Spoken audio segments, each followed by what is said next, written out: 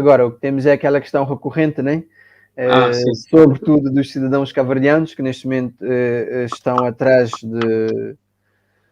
do Decreto-Lei 308-A de 75 de 24 de junho, que muitas pessoas em Cabo Verde neste momento estão a questionar-nos se podem ter acesso à nacionalidade portuguesa, porque têm avós que nasceram e faleceram antes da independência de Cabo Verde. E as pessoas estão a tentar saber informações para ver se podem ter acesso a essa nacionalidade. Mas, porque há uma situação, é verdade que o decreto-lei existe, não é? E foi criado mesmo para cautelar situações específicas, inclusive de muitos cidadãos cabo-verdianos que após a independência, após 25 de abril de 75, após a independência de Cabo Verde e após o 25 de abril aqui em Portugal, residiam aqui em Portugal, e o que é que fizeram? Conservaram as suas nacionalidades. E com esta conservação, eles têm uma nacionalidade originária, e os filhos, os netos e já os bisnetos, todos têm acesso à nacionalidade portuguesa, porque quem conservou a nacionalidade continuou sendo português, porque muitos cabo-verdianos, muitos mesmo tendo nascido em Cabo Verde, nunca tiveram a nacionalidade cabo-verdiana. Vieram de Cabo Verde com portugueses, e em Portugal conservaram a nacionalidade e têm uma nacionalidade originária. Podemos dizer que nunca foram cabo-verdianos. E sendo uma nacionalidade originária, os filhos e os netos todos têm acesso a essa nacionalidade, que é uma situação diferente. Mas neste momento, o que as pessoas estão a questionar é se os avós que nasceram e faleceram antes da independência se têm acesso à nacionalidade portuguesa hoje. E é isso que vamos abordar para explicar às pessoas o enquadramento deste decreto-lei. Sim,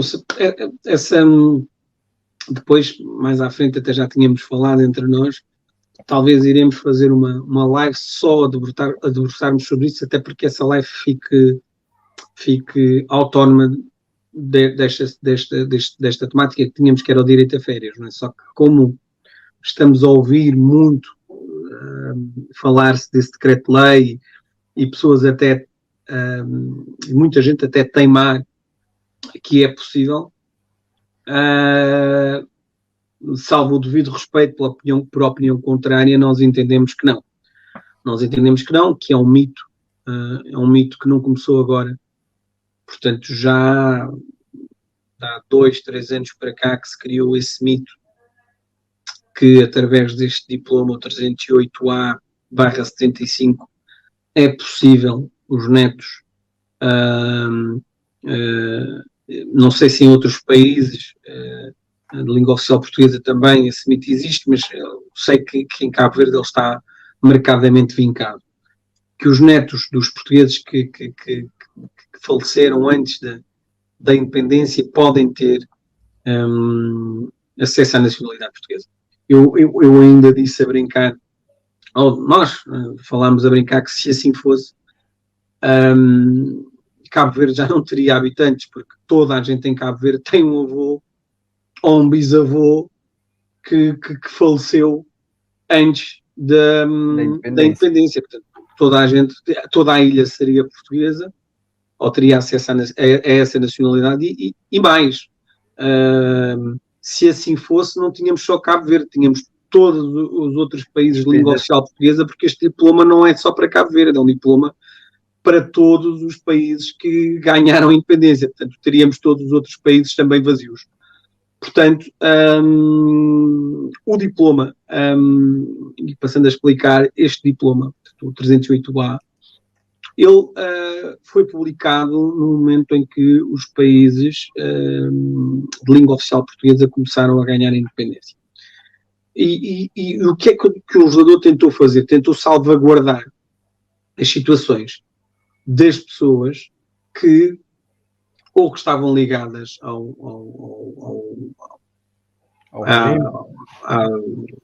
tinham uma ligação forte à comunidade portuguesa, ou que, de certa forma não, ou que já cá estavam. Portanto, ele tem dois regimes, tem essa questão da ligação, e também tem a situação das pessoas que já cá estavam à data em que o diploma foi publicado e, portanto, e o que é que o diploma faz? O diploma não concede uma nacionalidade, portanto, não é isso que o diploma faz. O diploma tem por objetivo conservar as nacionalidades, ou seja, as pessoas que não queriam ficar com a nacionalidade do país que se tinha tornado independente, poderiam conservar, caso o quisessem, a nacionalidade portuguesa. E o próprio texto que introduz o diploma refere isso. Portanto, o que o texto diz, e passa a ler: considerando que o acesso à independência dos territórios ultramarinos sob a administração portuguesa, em resultado do processo de descolonização em curso, vem criar como facto saliente a aquisição da nova nacionalidade por parte de indivíduos que até àquela data tinham a nacionalidade portuguesa, portanto, as pessoas que estavam nesses países e que até ao momento da independência tinham a nacionalidade do país e passaram que esses países passaram a ser independentes. Então, o relator o que disse a seguir foi: considerando que há conveniência em conceder ou possibilitar a manutenção da nacionalidade portuguesa em casos em que uma especial relação de conexão com Portugal, portanto, era um dos critérios, portanto, que esteve na base do diploma, que essas pessoas tivessem uma especial relação de conexão com Portugal, portanto, pessoas que trabalhavam para o Estado português na altura, pessoas que estavam muito ligados às instituições, pessoas que colaboravam, portanto, ou uma inequívoca manifestação de vontade nesse sentido. E que tinham que justificar também isto, portanto, que tinham uma inequívoca manifestação de vontade de continuarem como portugueses. E essa manifestação inequívoca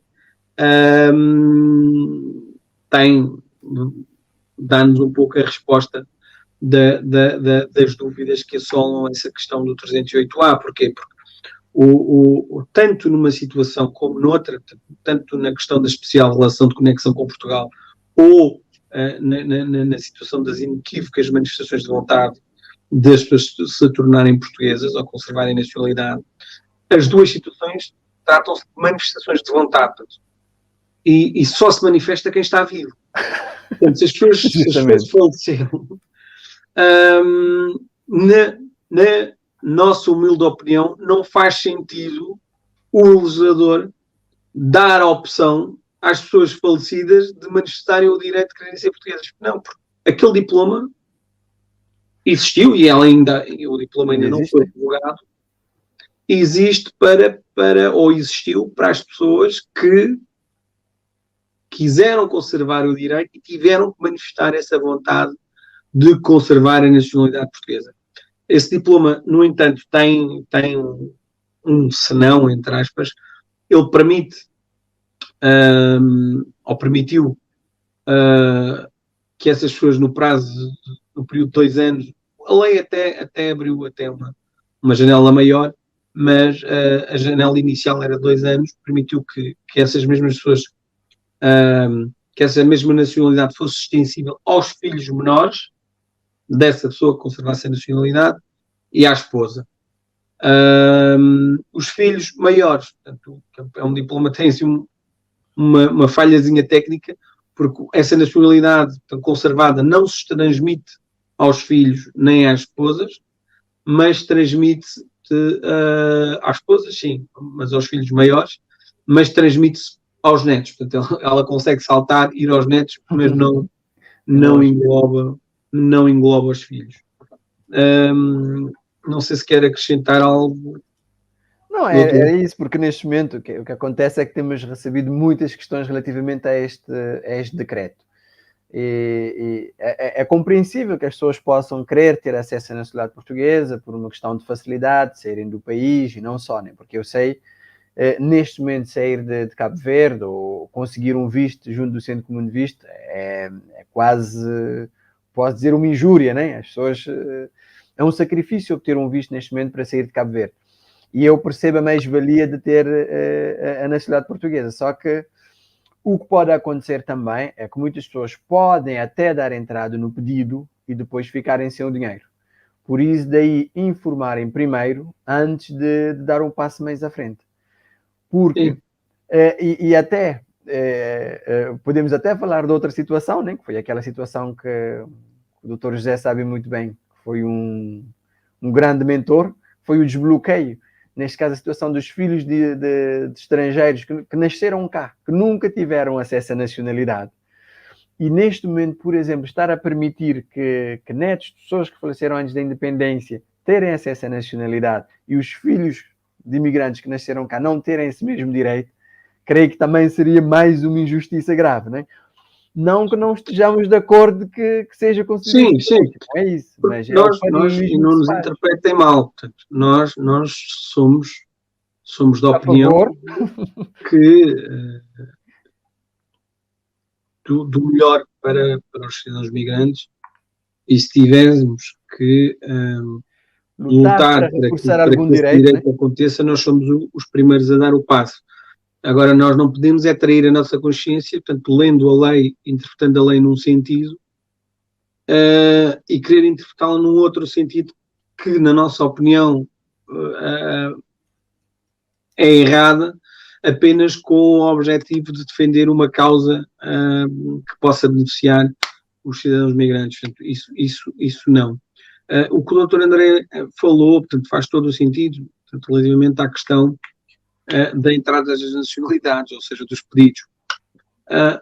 O facto da Conservatória aceitar o pedido, ou neste caso a Embaixada, aceitar o pedido de nacionalidade, isso não quer dizer que essa nacionalidade vai ser concedida. Até porque, e já tive várias situações, portanto, de pessoas que me perguntaram, por exemplo, a opinião relativamente a darem entrada de um pedido de nacionalidade de uma situação de um pai que tinha adquirido a nacionalidade, que era naturalizado, e a filha em Cabo Verde pediu-me essa opinião, se deveria dar entrada ou não. Eu disse que não, que ia correr mal, e o que ela me disse é que muita gente já o tinha feito e fez também.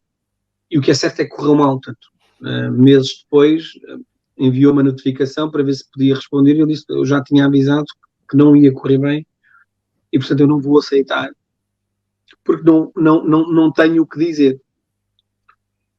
Nas situações dos netos, eu não vou dizer que, porque, ou não vamos dizer, portanto, a nossa experiência nessas situações leva-nos agora a ter cautelas e a não dizer não vai dar. Porque há situações em que há erros dos serviços e que dão. E bem para quem beneficiou desse erro. Agora, dizer ab início que vai dar certo, isso não iremos dizer, e até diremos o contrário, que existe um grande risco para as coisas correrem mal. Só que as pessoas não se vão dar conta que elas vão correr mal agora. Porquê? Porque a Conservatória dos Registros Centrais está com um grande atraso. 2 anos. Alguém que dê um pedido agora, entrada de um pedido, só vai ter a resposta daqui a 1 ano e meio, 2 anos.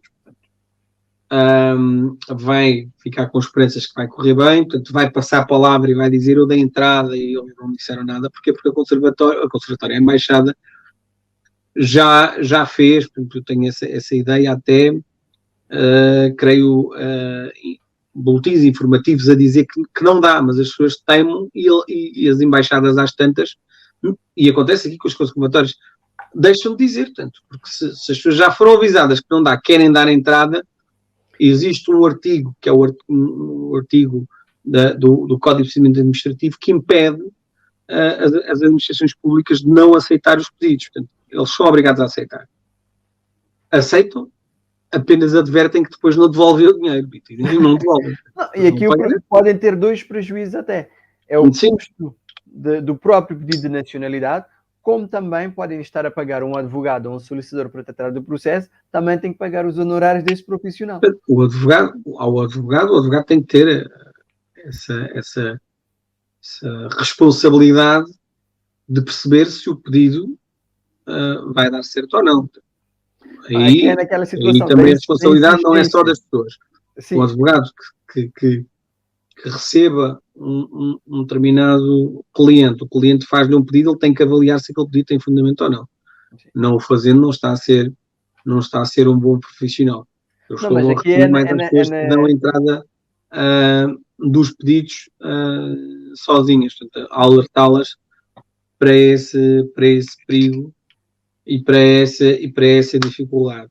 Outra questão que muitas vezes alimenta esse mito é que, e isso aconteceu-me também há muito, muito pouco tempo, de uma situação em que uns clientes meus, que até são próximos, portanto, quase familiares, a partir de um membro da família que se veio a perceber que tinha conservado a nacionalidade, portanto um avô, permitiu a quase, eu acho que já estavam 7 ou 8 já tinham pedido a nacionalidade, netos de vários pais conseguirem nacionalidade através desse avô. O avô já é falecido, o avô dele já é falecido, mas o avô conservou a nacionalidade antes de falecer. E são essas situações que às vezes mal explicadas levam as pessoas a pensarem que é esta situação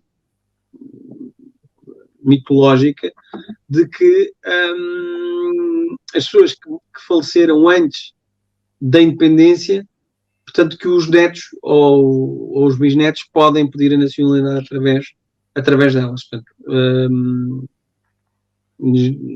dizemos, portanto, e já o dissemos há pouco, frontalmente, que, salvo o devido respeito e na nossa opinião, não é possível pedir a nacionalidade dessa forma. Okay. Não, há pouco, quando eu estava a referir relativamente aos advogados, é porque como já é esse mito, que o vizinho conseguiu, o outro também conseguiu, às vezes quase querem impingir ou obrigar o advogado a fazer, porque vão dizer, não, eu é que estou a pagar e o meu irmão conseguiu, o primo conseguiu, alguém conseguiu. Então é isso que acontece muitas vezes. E às vezes, olha, dou a entrada, o importante é o advogado falar a verdade, né? Porque senão vai dar, mas muitas vezes é aquela insistência do cliente. E está lá para prestar um serviço, eu não estou a dizer que o advogado vai mentir, não é isso. É dizer à pessoa, mas se a pessoa estiver a insistir e quer pagar e o prejuízo é dela, já foi aconselhado e já foi evidenciado qual será o trâmite, o procedimento a seguir, é mais neste sentido, porque as pessoas gostam de insistir. Sim. Mesmo sabendo que não vai dar, né? Porque muitas vezes, e nós temos essa experiência do serviço. Muitas vezes a pessoa vai lá, nós que trabalhamos na área, nós é que não temos razão. Quem tem razão é o vizinho do lado que foi e conseguiu. E como referiu há pouco e bem, sobre os erros do sistema. E nós, na nossa experiência profissional, tivemos os casos das nacionalidades que foram atribuídas e que depois, quando as pessoas foram renovar os respectivos cartões do cidadão, houve aquele erro na conservatória que retiraram a nacionalidade dessas pessoas. São aqueles erros do sistema que depois cria quase que um alarme social, porque foi uma situação que abarcou um número grande de pessoas e depois para resolver aquela situação, até estavam a obrigar as pessoas a pedir uma autorização de residência e só depois poderem voltar a pedir a nacionalidade. E estávamos perante um erro da conservatória e a conservatória não queria assumir aquela responsabilidade, o que é mau.